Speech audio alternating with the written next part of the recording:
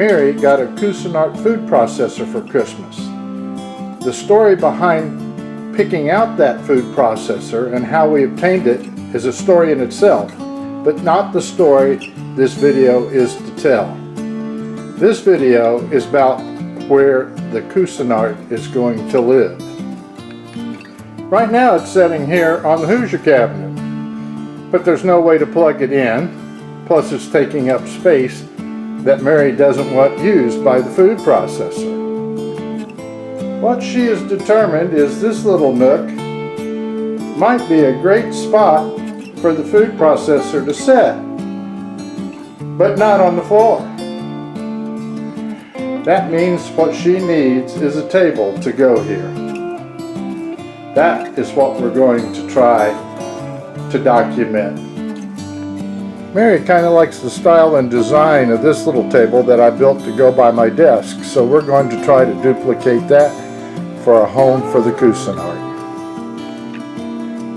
My brother-in-law, Freddie Armstrong, bought himself a sawmill. He bought the sawmill so that he can mill himself some lumber to build himself a barn to put the sawmill in. And occasionally, he passes along a few pieces of lumber that he's milled to me. And here sits 3 pieces of oak that I'm going to try to turn into that table. The first thing we have to do is to square them up and make lumber out of them. The first thing I need to do is to get the boards reasonably flat, so I'm going to run them through the planer.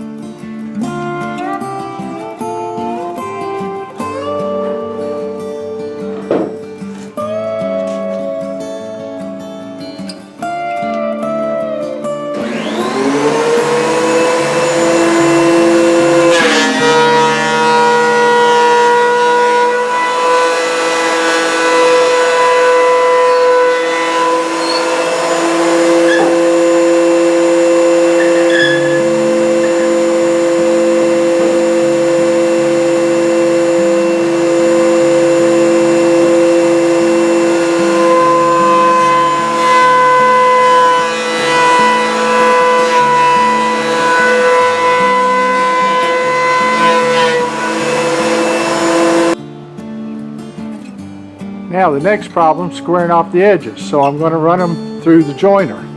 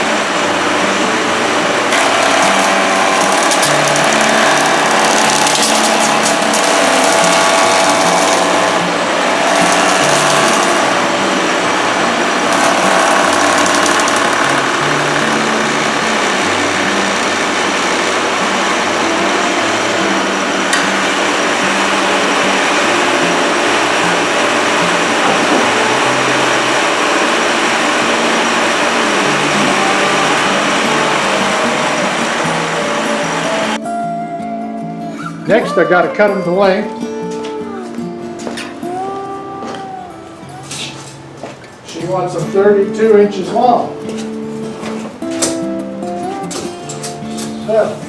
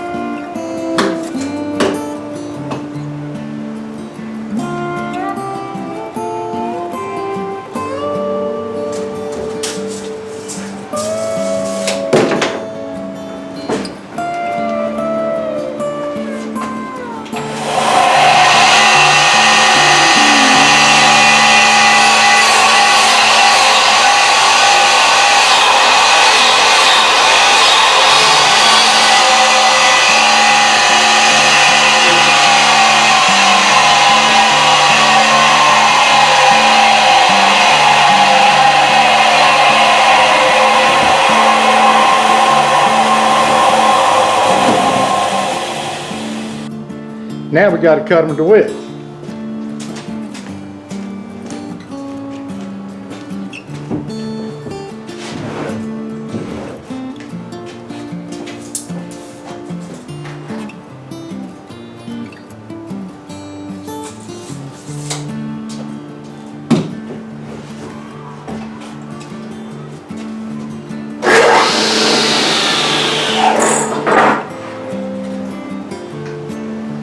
Get the saw blade up high enough and it might cut through it.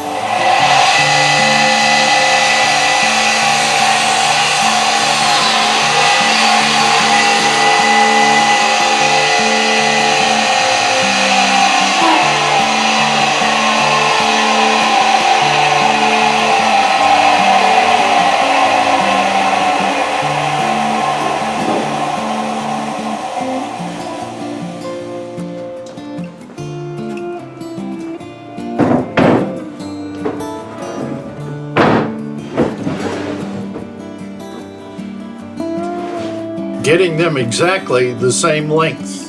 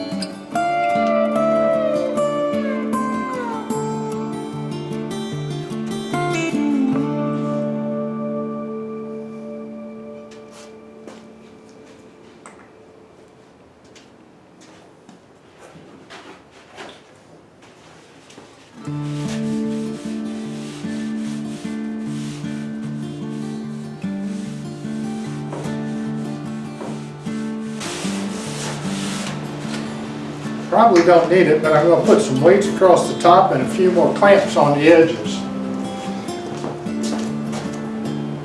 These are jars full of shotgun BBs, and I use them for weights. I think I'll get one more.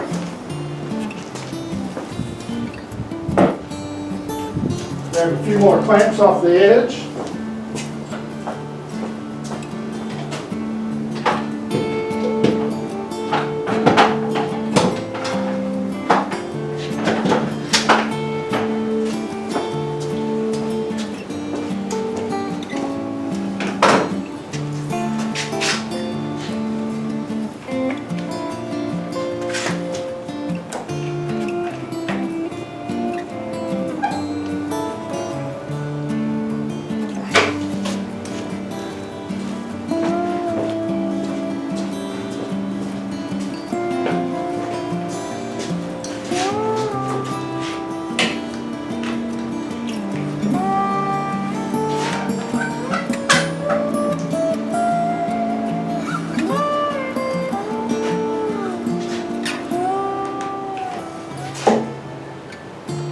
I think I put one more in the middle.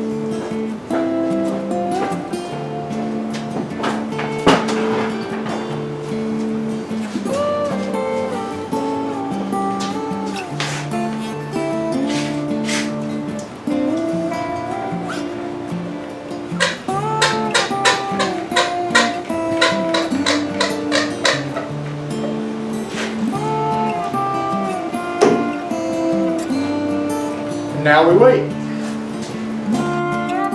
It's been setting overnight. I guess it's time to take it down and see how flatted we managed to get it.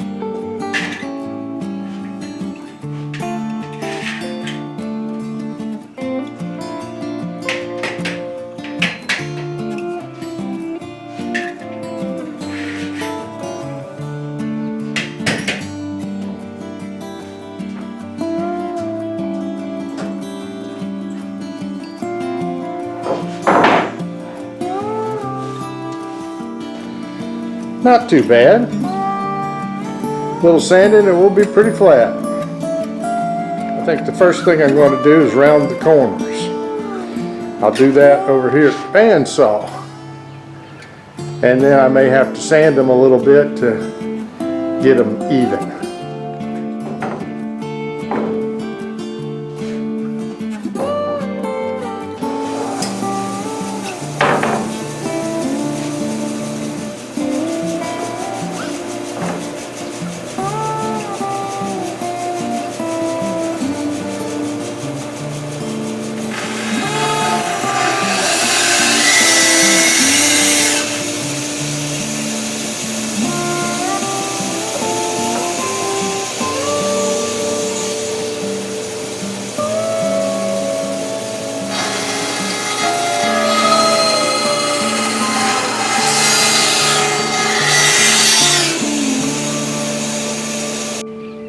Now for some final shaping over here at the disc sander.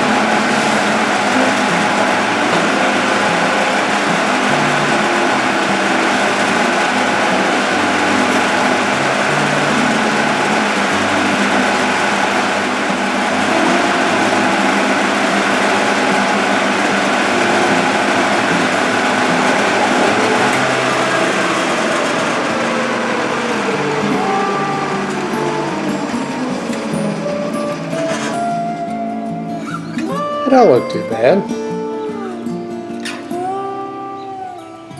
Nice rounded corners.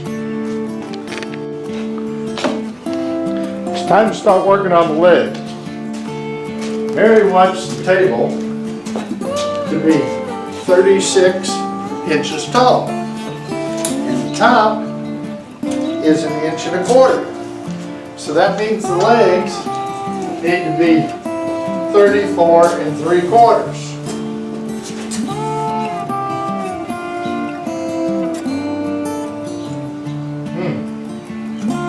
We're on 34.5. We won't tell Mary.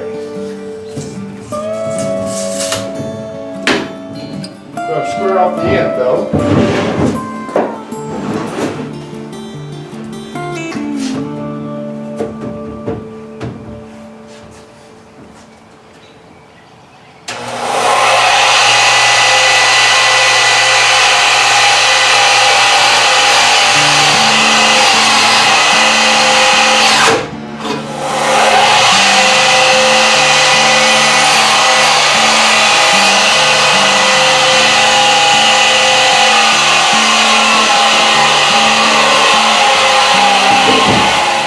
Now they need to be cut to width.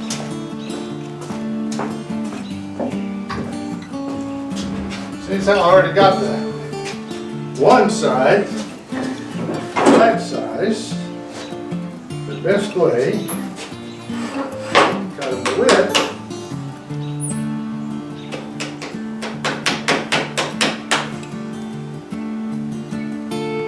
is to just put the piece of wood in there like that.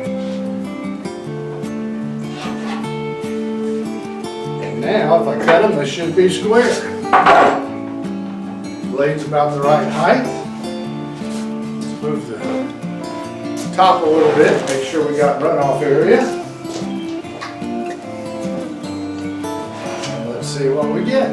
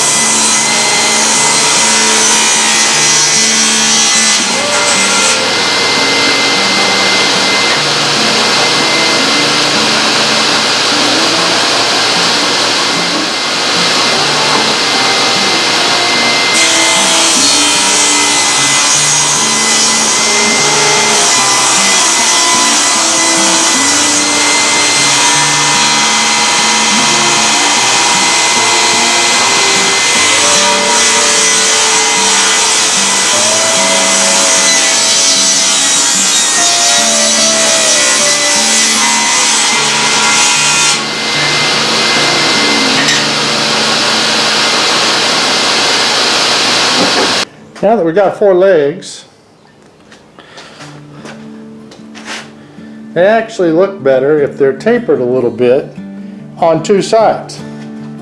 So when I made the other table, I made this leg tapering jig. And what it has is a screw right there that you can adjust, and what that does is throws one end of the leg out a little bit and produces a taper.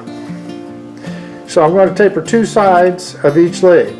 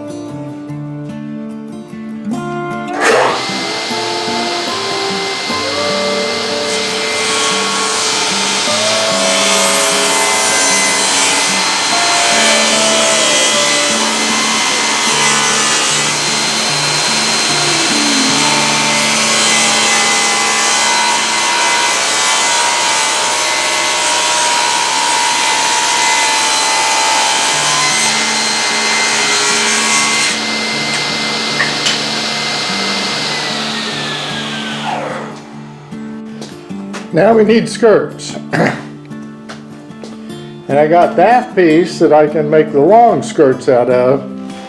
And I found this piece that I'm going to cut the end off and make the short skirts out of.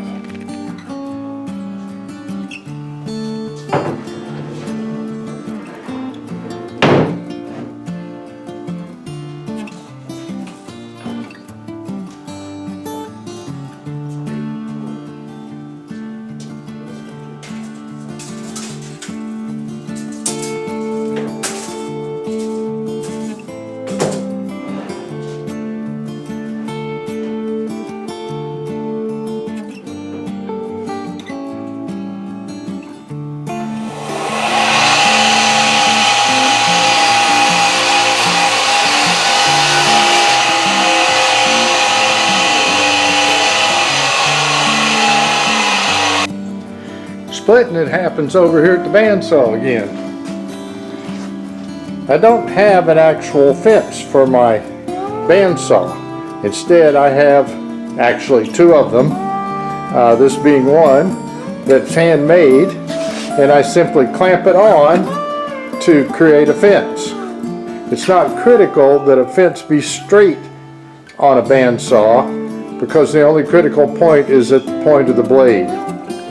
When you're trying to resaw a piece of wood, it's critical that you keep it up against the fence, and fingers are not a good way of doing that. So you attach a feather board. The feather board sits in the guide slot and adjusts so that you can put however much tension against the board as you want, and these little feathers are pointed so that it can go forward through the blade. That keeps it up against the fence, secure and tight, and fingers in place.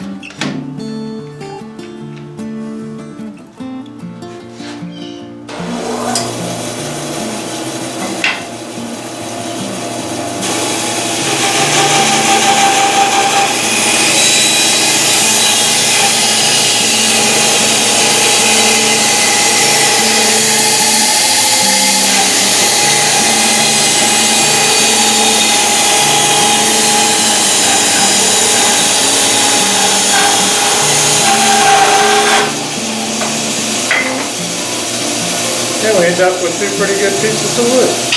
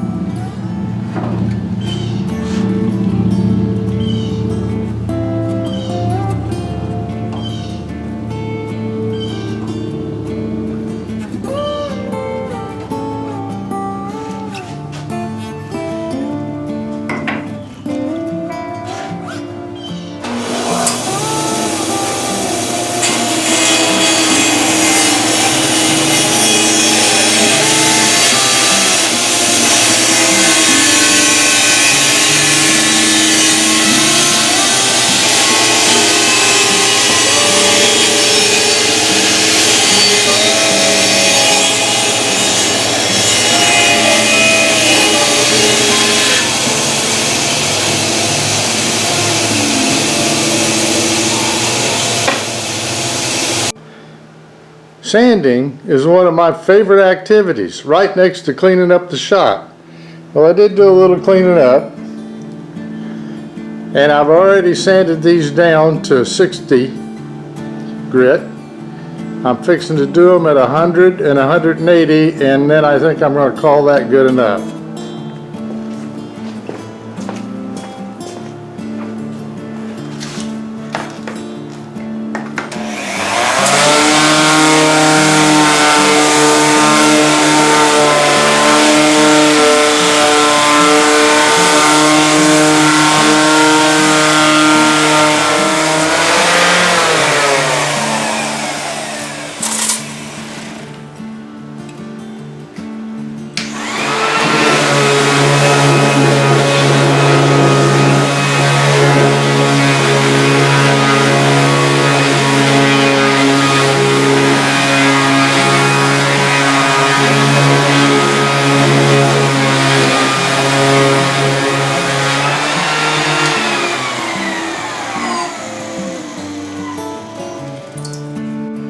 I'm going to put the frame together using Kreg screws. This is a great way to put it together. It pulls it up tight. The screws are hidden. They're in, sometimes called pocket screws, so they're in pockets. And now first thing I got to do is drill my holes. The key behind Kreg screws is this drilling jig that allows you to drill the pilot holes for the screws, and this drill bit that has a stop and has an extra long point on the end of it to punch out to the end.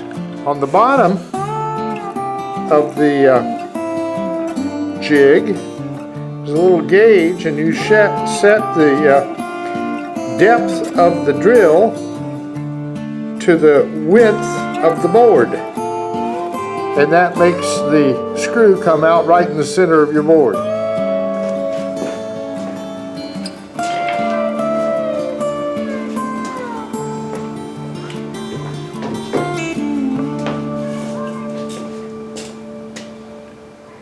Less than a ½ inch.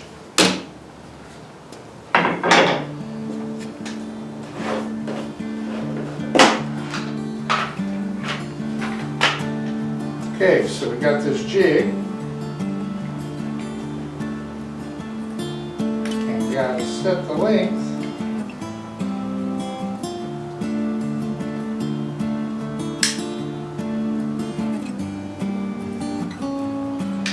to the width of the board,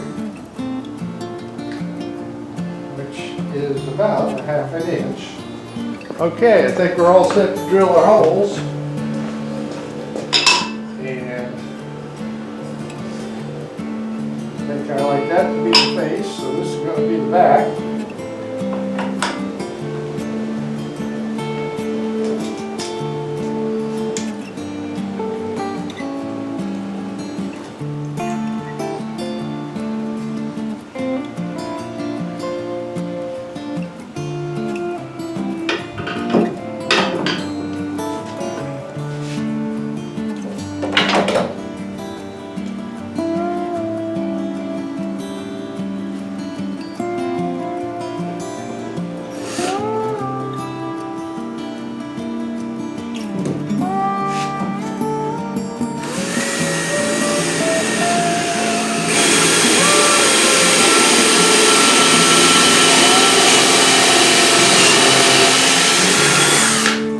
Okay, one hole down, bunch to go.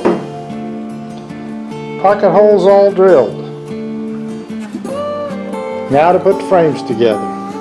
There's the frame. There's the top. Now what it needs is a shelf. I've got these two little side pieces that I'm going to set as the tops for the shelf, or the supports for the shelf, and I'm going to attach them on with Kreg screws. Got my holes drilled. Now all I've got to do is set them in place. Okay, now we got rails for the shelf to set on. We're getting closer. The shelf is in place, glued down. weighted down, clamped together. Now it's got to dry. All dried out. Ready to start the next phase. I don't think that the rails up top are wide enough for the figure eights to attach the top. So I'm going to put an extra section on the inside to make them wider. Well, the extenders to the side rails are all glued on. Now they got to set and wait. And over there sits an experiment in staining. I've got 3 different types of wood that are on this thing, and I'm going to put a little bit of stain on each one and leave one open, and then we'll see which one Mary wants. Well, I forgot to take any pictures when I was staining it. Mary actually helped me, but as you can see, it is stained, and it don't look too bad. The next step is put these little felt footies on the bottom of the legs. Now they're supposedly made, there we go, to just nail them in. But what I've found is that the nails aren't all that sturdy, and so I pre-drill a little hole to put them in with.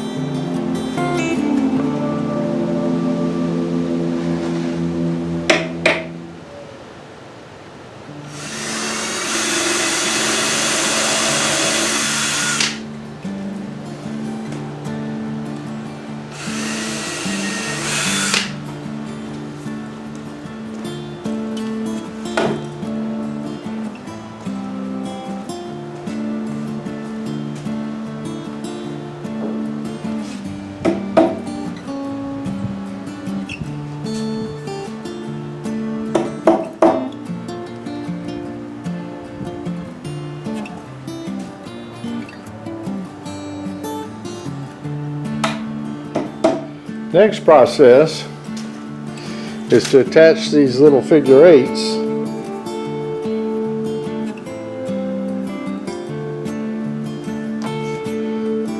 to the top of the frame, and what they do is they attach the top to the frame.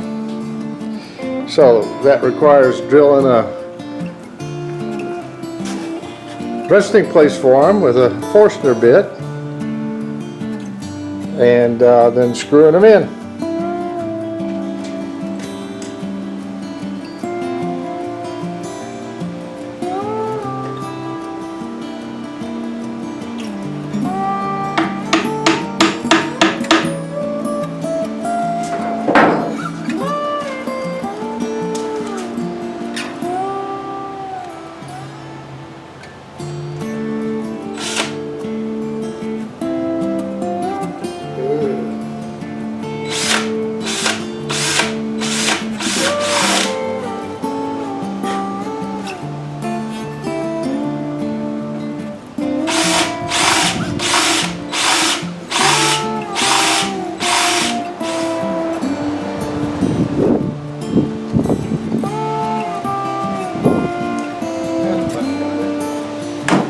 Now we need a pilot hole for the screws, because there ain't a whole lot of wood material up here, and we don't want the screw to split the wood.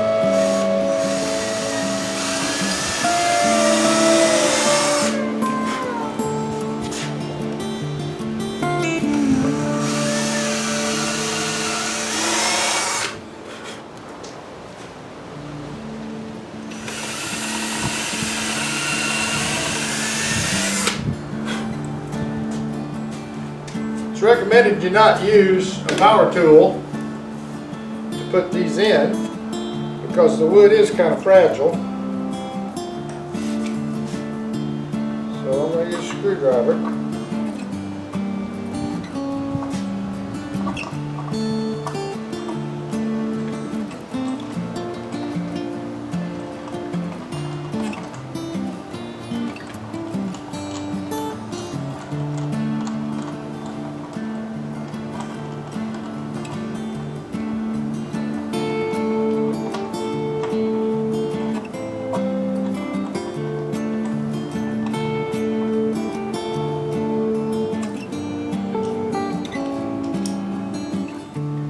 All installed. Now we're down to putting some finish on the wood and attaching the top. I'm going to turn everything upside down, put some finish on the bottom before I attach the top. Then we're back to some drying time. We're getting close. It's time to attach the top to the base and put the final coat on the finish.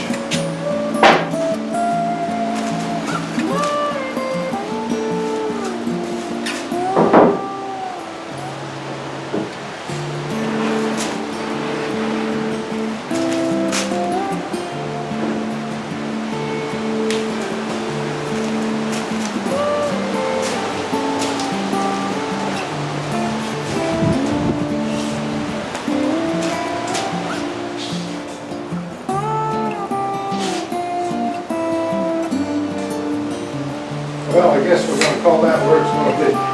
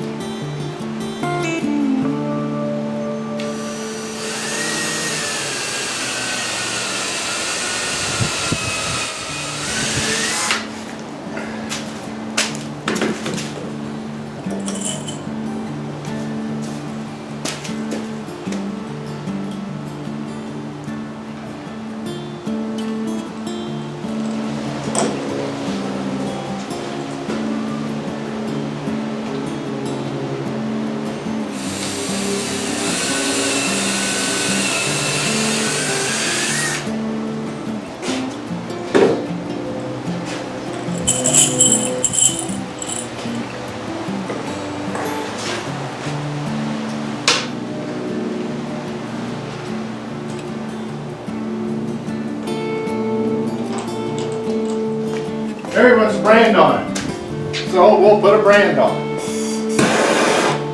We'll try. I never know how hot to get this thing. Actually, Mary's done it more than I've done. It's kind of turning a frosty red color, so hopefully that'll do the trick.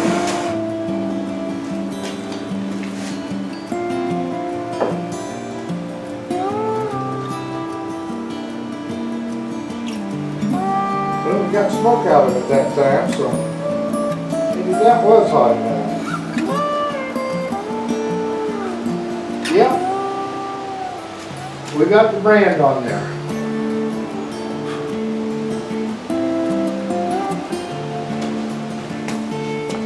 See if we can get some finish on it. And then we'll be in drying time again.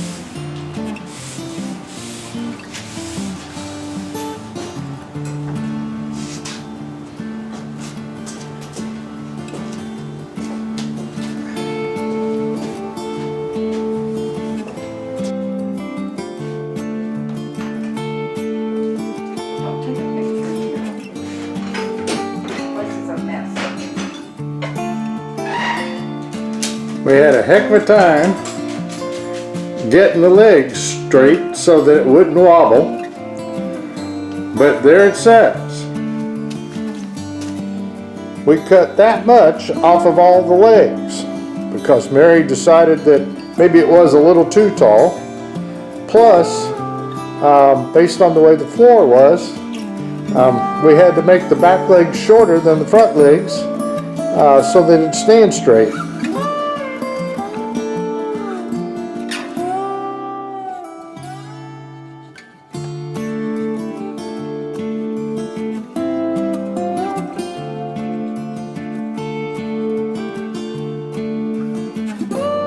But there's the end results.